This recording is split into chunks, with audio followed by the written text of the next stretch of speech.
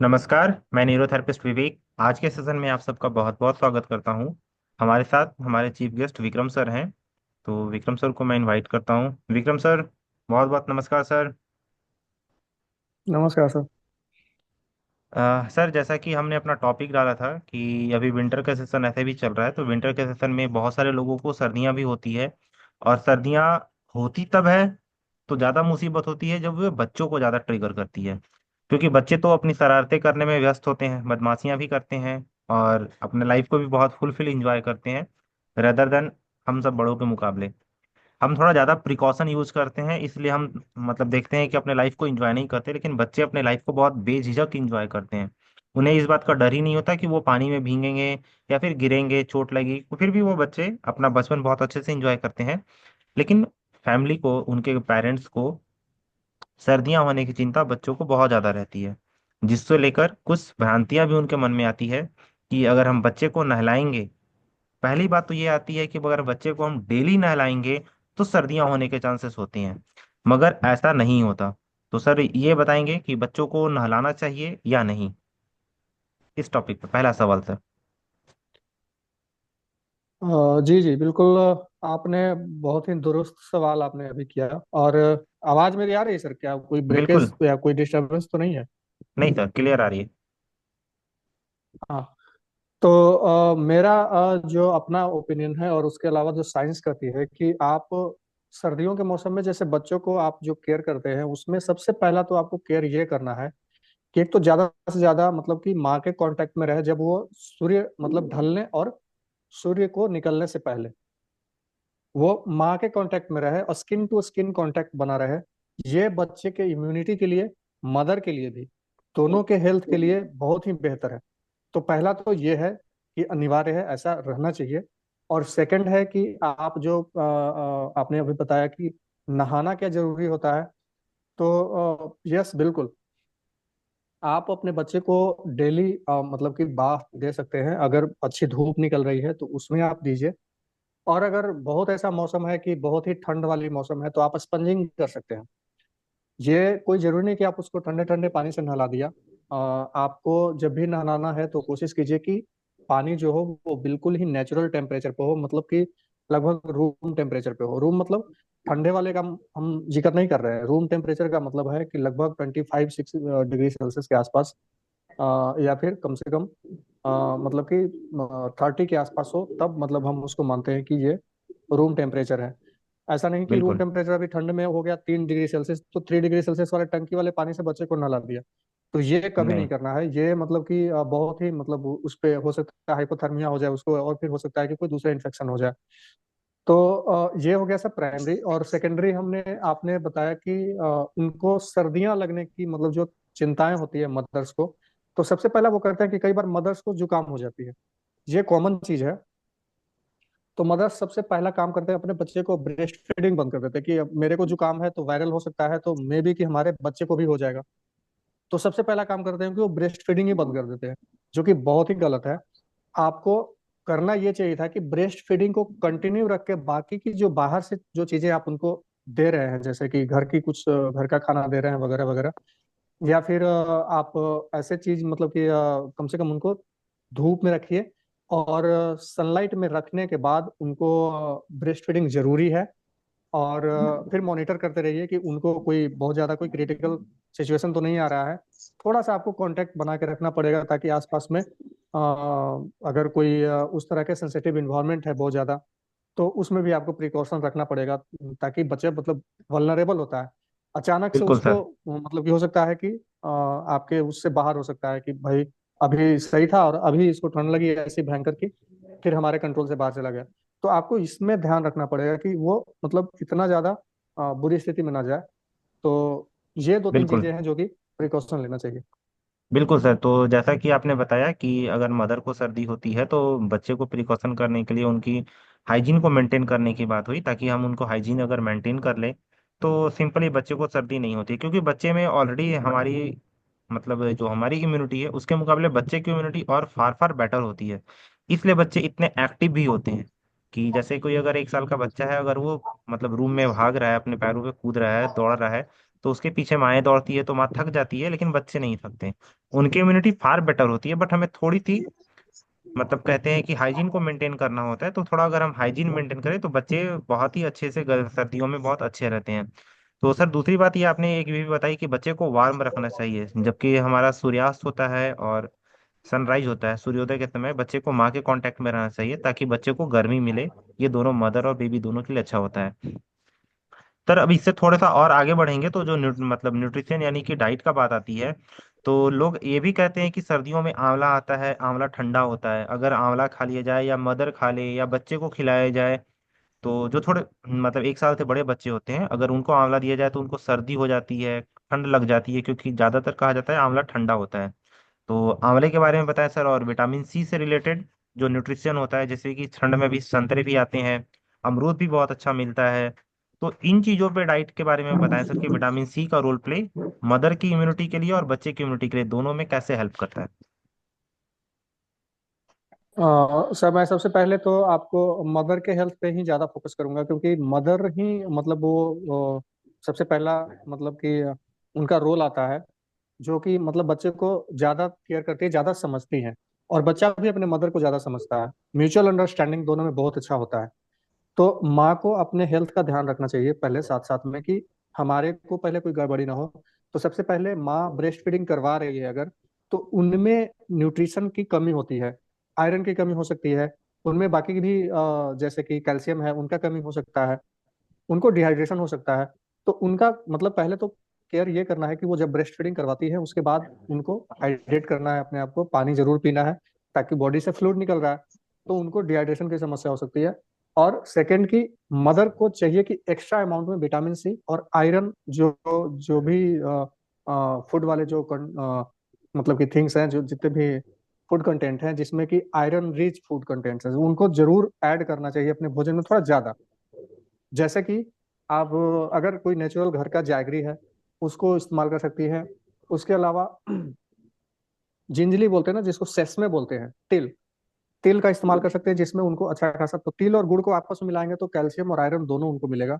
Second है कि अगर आप ये जितने भी ग्रीन वेजिटेबल्स हैं, जितने भी पत्तेदार सब्जियां हैं, उनको हाँ। ऐड करते हैं तो उनको उसमें उनको मिलता है आयरन मिलता है और कैल्शियम मिलता है। और यही जो मेन बेसिक चीज है जो मदर को मतलब कि कमी पाया जाता है, देखा जाता है कि उनको कमी हो गया। और सेकंड आपने जो कहा कि बच्चे को ये आयरन क्या बोलते हैं ये, आंवला और जो सिट्रस फ्रूट है वो देना चाहिए कि नहीं देना चाहिए, क्योंकि सर्दियों में ही ये आता है ज्यादातर।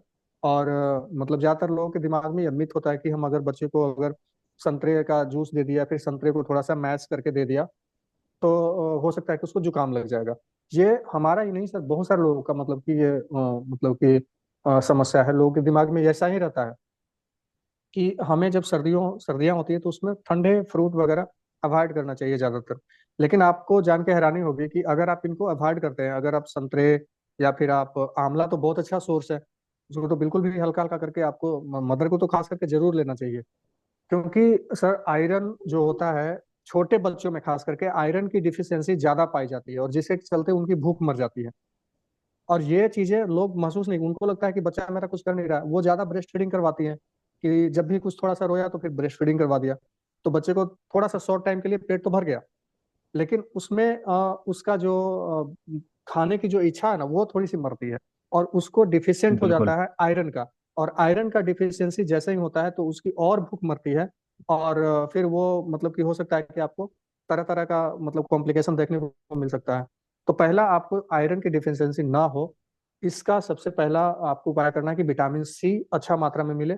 और आयरन आपको ऐसे सोर्स से माँ के मिल्क में एक मतलब 6 महीने तक उनको मिल जाता है, लेकिन 6 महीने के बाद उनको एडिशनल देना पड़ेगा।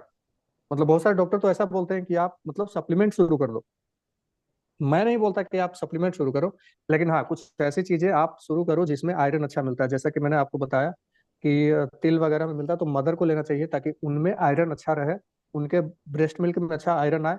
और सेकंड की, बच्चे को जो हरे पत्तेदार सब्जियां हैं और जो ये संतरे का, चाहे जो भी आप कह रहे हैं सर, कि अगर 1 साल से बड़ा बच्चा हो गया जो थोड़ा सा खाने लग होगा, तो हल्का सा जो स्मूथ वाला होता है ना, जो हल्का मतलब बहुत ही ज्यादा कड़क वाला नहीं अमरूद, अगर आप नॉर्मल सा जो थोड़ा सा पक गया है, तो उसको आप छोटे छोटे टुकड़े करके आप उनको दे सकते हैं। तो उसमें कोई दिक्कत नहीं है। और संतरे बिल्कुल के सर। कतरे दे सकते हैं आप, एक एक निकाल निकाल के आप, ताकि वो खाए। या फिर अगर नहीं खा पा रहे हैं तो उनको हल्का मैश करके दीजिए। कोशिश कीजिए कि खुद से बिल्कुल कांटेक्ट बनाए, खुद से अपना उनका रुझान बढ़े।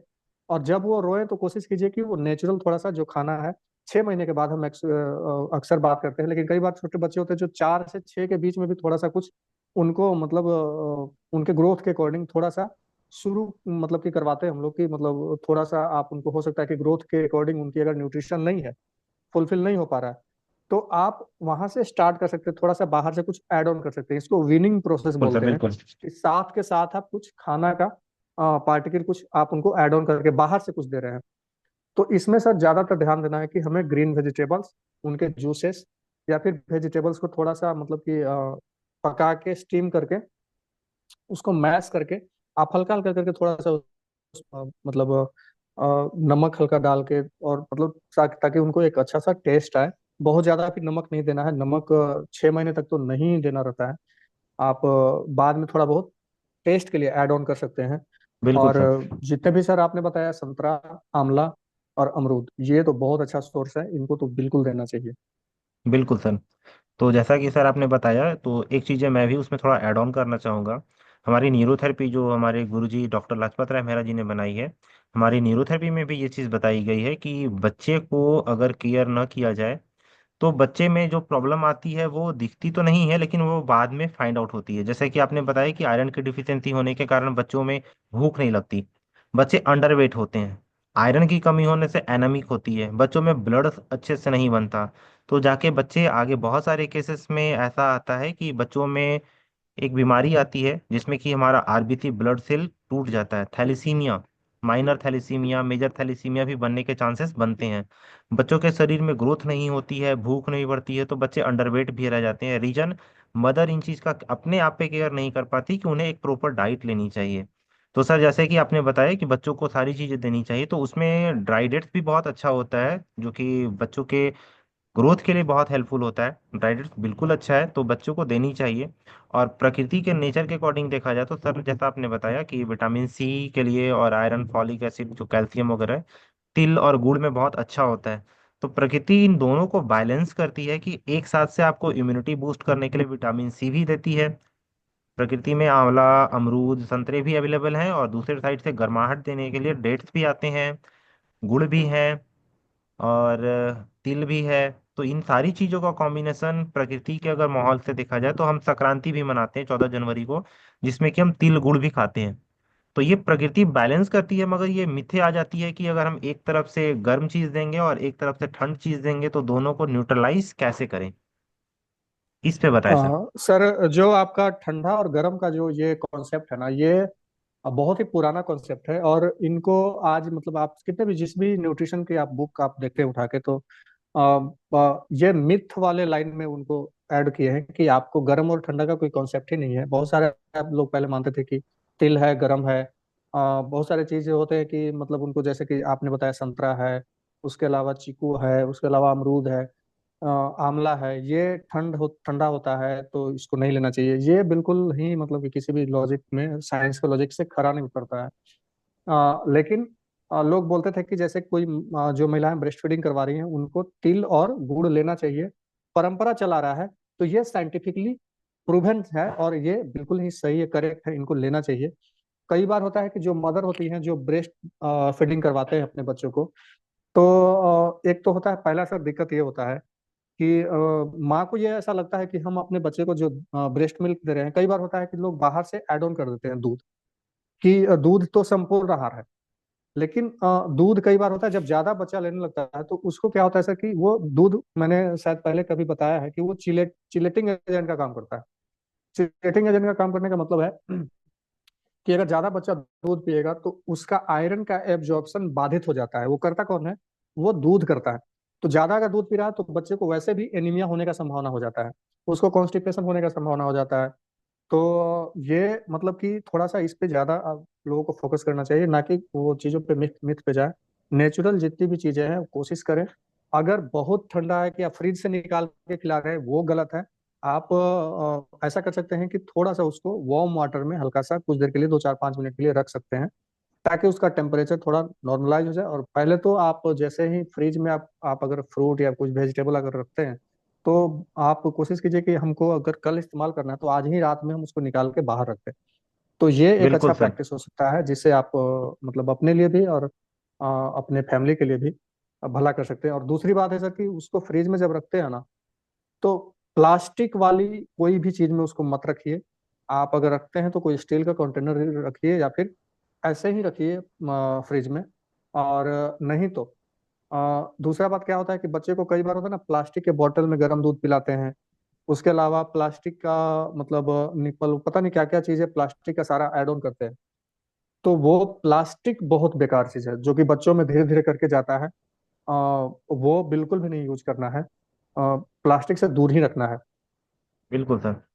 तो ये तो सर बात आ गई कि केयर पे, तो अब यहाँ पे छोटे बच्चों से रिलेटेड बात ये आती है कि बच्चों को मालिश करनी चाहिए।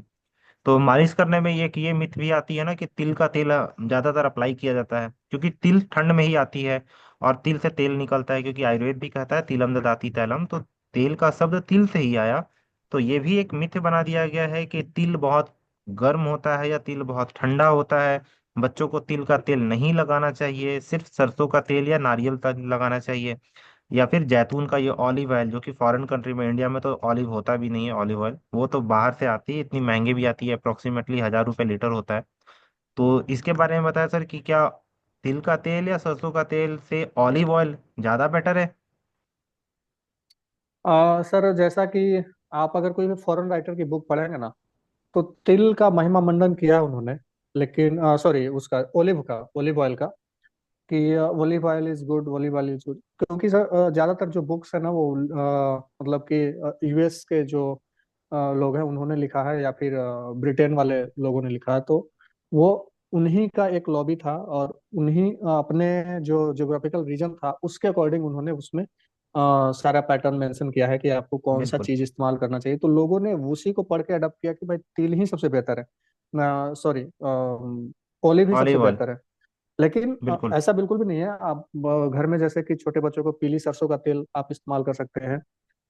तिल ठंड में बहुत अच्छा होता है। अगर छोटा माइनर कहीं बच्चे को कोई पेन हो रहा है, या फिर कहीं बहुत ठंड के कारण क्लॉटिंग हो रहा है, उसमें बहुत अच्छा इन्फ्लामेशन हो रहा है, उसमें बहुत अच्छा काम करता है।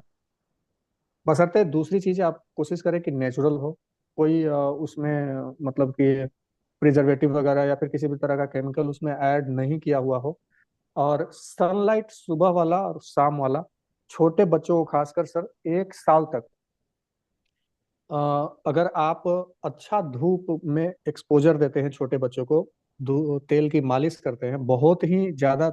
ऐसा होता नहीं कि रगड़ रगड़ के मालिश नहीं करना है, कि बच्चे को पूरा हार्म कर देना। कई लोग होते हैं ना कि पूरा मतलब देते पहलवानों की तरह मालिश, वैसा नहीं करना, जेंटल मसाज देना है। और बिल्कुल सर। आप धूप में अगर रखेंगे तो 1 साल तक अगर उसको विटामिन डी अगर सफिशिएंट अमाउंट में बना बॉडी में, तो आने वाले जीवन काल में वो जब तक जिंदा रहेगा, उसको गंभीर बीमारी होने का संभावना 80% तक कम हो जाएगा। ये फैक्ट है। बिल्कुल। बिल्कुल सर, बिल्कुल। ये बहुत बड़ी बात है कि अगर बच्चों को तिल का तेल लगाया जाए, तो बच्चे ऐसे भी छोटे बच्चे होते हैं, थोड़ा नाजुक भी होते हैं और थोड़े शरारती भी होते हैं। तो बच्चे बचपन में जब अपनी गलतियां करते हैं तो उन्हें चोट भी लगती है, वो भूल भी जाते हैं। और अगर उस दौरान तिल के तेल की मालिश की जाए, तो तिल का तेल इन्फ्लामेटरी डिसऑर्डर को भी कम करता है, पेन को भी रिड्यूस करता है। ये छोटे बच्चों के लिए नहीं, बड़ों के लिए भी है। तो जोड़ों के दर्द में तिल का तेल बहुत अच्छा होता है। तो वी विल प्रिफर, हम प्रिफर करते हैं कि अगर आपके नेचुरल सोर्स से कोई नेचुरल जो मिल होते हैं जो तिल का तेल निकाल कर आपको प्रोवाइड करा सकते हैं, तो बच्चों को डेफिनेटली मालिश कराइए। अगर लगे आपको तो थोड़ा सा उसे इनडायरेक्ट कंपैरिजन में, डायरेक्ट हीट के बजाय इनडायरेक्ट हीट में आप गर्म कर लीजिए और फिर उसकी मालिश कर सकते हैं। तो सर अब ये बात तो हो गई मालिश से रिलेटेड, इससे थोड़ा सा हम एक लास्ट टॉपिक और इसमें ऐड करना चाहते हैं कि बच्चों को बहुत लोग कहते हैं कि हनी नहीं खिलानी चाहिए। तो हनी से रिलेटेड बताएं सर, क्योंकि बच्चों को हनी मतलब थोड़ा मीठा होता है, एज अ नेचुरल फ्लेवर देखा जाए तो बच्चों को मीठा थोड़ा पसंद भी आता। तो बच्चों को हनी देनी चाहिए या नहीं देनी चाहिए? सर अभी जो जनरल कंसेप्शन है, जो अगर आप देखें अकॉर्डिंग टू एलोपैथी, तो अगर आप 6 महीने के अंदर या फिर 7-8 महीने के अंदर अगर आप बच्चे को हनी देते हैं, तो उसमें क्या होता है कि बच्चे की इम्यूनिटी उसके उनके अकॉर्डिंग की इम्यूनिटी उनकी बूस्ट नहीं हुई होती है। और हनी के साथ एक तरह का टॉक्सिन आता है और एक तरह का कोई इन्फेक्शियस एजेंट आता है जो कि बच्चे को इन्फेक्ट करने का मतलब कि ज्यादा संभावना होता है। ऐसा बनता है कि हो सकता है कि बच्चा आपका उससे इन्फेक्ट हो जाए और उनको एक गंभीर तरह की बीमारी हो सकती है। तो इसलिए वो मना करते हैं कि पहले जो उनके मंथ्स हैं, जो इनिशियल मंथ्स हैं, जैसे 6 to 7 मंथ के आसपास हैं, तो वो बच्चों को उनकी इम्यूनिटी चूंकि मतलब कि फुल फ्लेज में नहीं रहती है, फुल मतलब कि उसमें नहीं रहती है, तो उनको थोड़ा सा अवॉइड करना चाहिए, नहीं देना चाहिए। क्योंकि आजकल हनी भी है वो नेचुरल है नहीं, और ज्यादातर जो हनी है वो या तो मार्केट में मिल रहे हैं या फिर आपको मतलब कि ऑर्गेनिक के नाम पे ऐसे मतलब बेवकूफ बना रहे हैं। तो बिल्कुल। हम थोड़ा सा सर इसके लिए थोड़ा सा हम ये बोलेंगे कि थोड़ा सा उस पर रिस्क ना लीजिए तो ज्यादा बेहतर है। बिल्कुल। तो आज का जो हमारा टॉपिक था, बच्चों के केयर से रिलेटेड बहुत सारी चीजें बात करने का, तो वो टॉपिक हमने कवर किया। रिमेन अगर आपका कोई प्रश्न हो तो आप बेझिझक पूछ सकते हैं। एनीवन, अगर किसी का कोई प्रश्न हो तो आप बेझिझक पूछ सकते हैं, अपना माइक अनम्यूट कर सकते हैं और आप अपने प्रश्न को पूछ सकते हैं।